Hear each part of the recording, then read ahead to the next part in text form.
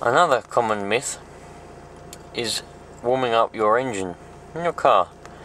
Now, it's well known that the older days, the older cars, older engines, they were a lot less advanced.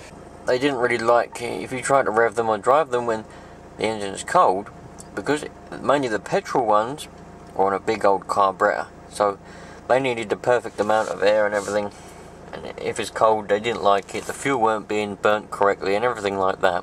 And diesels were, well, they were just pigs. So people used to have to start up their engines and let them warm up for a good 5 minutes or so before they could drive them. Now, nowadays, because the oil and everything has advanced quite a lot, and because all the engines are now pretty much, unless you've got a custom engine with a carburetor on it, but all the ones on the production nowadays will all have a computer that regulates the fuel and air.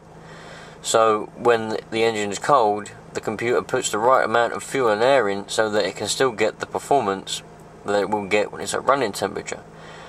So a lot of people, even I've heard mechanics state that nowadays you don't have to warm up your engine. You can just start it up and drive, which is true. You can start it up and drive and you won't notice any difference, but the damage of which is possible to be caused while doing that is still there. Some will argue that the oil has progressed a lot nowadays, so that it is so advanced that you won't do any damage to any bearings or anything like that.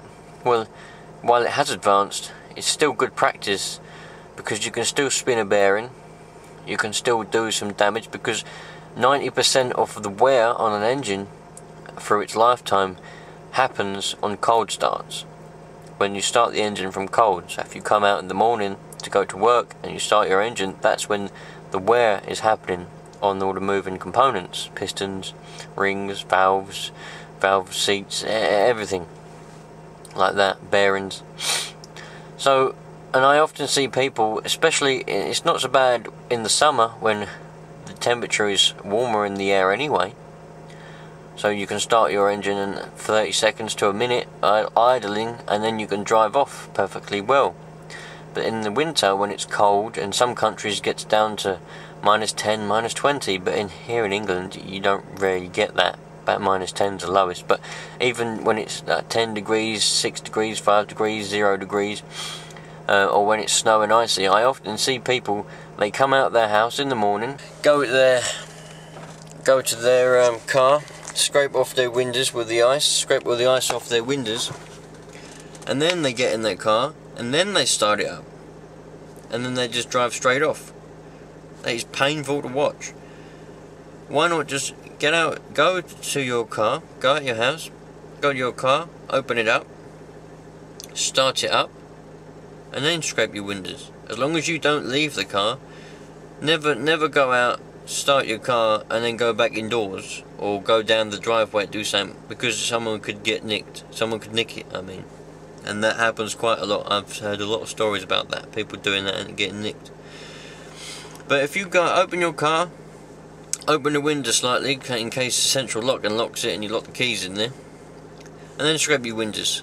And the two or so minutes you've spent scraping your windows, your engine's been warming up. So, you're helping your engine, saving you costly bills in the future. If you drive off and spin a bearing, you're in trouble then. You've then got to fit the cost for a new engine rebuild, new bearings at least. So think about it. Look after your engine, warm it up. Even if you've got a brand spanking new car, that's even more reason to warm it up before you drive it, because it's brand new. The technology doesn't matter. It might drive perfectly well when it's cold, might not notice any difference. You might even have full power when you put your foot down when it's stone cold. But the potential damage what you can do is, well, it could be catastrophic. So just think about it. Warm your engine up before you drive it. That's a myth that loads of people think is true, but it ain't. Also, not just about driving, but you should never rev a cold engine, yeah? If you start your engine up, no matter what it is, car, boat, motorbike, any engine, anything that's got moving components, you should never subject to high RPMs or high movements, yeah? So, start your engine up even if you're not going to drive it and you just want to rev it. Let it idle first. I know some vehicles, some cars, vans, modern ones particularly, don't have a temperature gauge, which, if you want my opinion, is a very stupid idea, because a temperature gauge, a coolant temperature gauge, is probably one of the most important gauges of which a vehicle needs to keep an eye on the engine temperature. But instead all you get nowadays is just a fuel gauge. At least there's a rev counter anyway on my van. But anyway, that doesn't mean that you can't see the temperature of your engine, yeah? All you need to do, if you let it idle for, in the summer, let it idle for 1 or 2 minutes and you're fine. In the winter, 5 or 10 minutes and it'll be okay. You don't need a temperature gauge to be able to look at it. So anyone that says, well, my car don't have a temperature gauge so I can't tell if it's warmed up or not, if you let it idle for a couple of minutes, there's going to be enough heat in that engine to be able to drive safely. That's pretty much rule of thumb.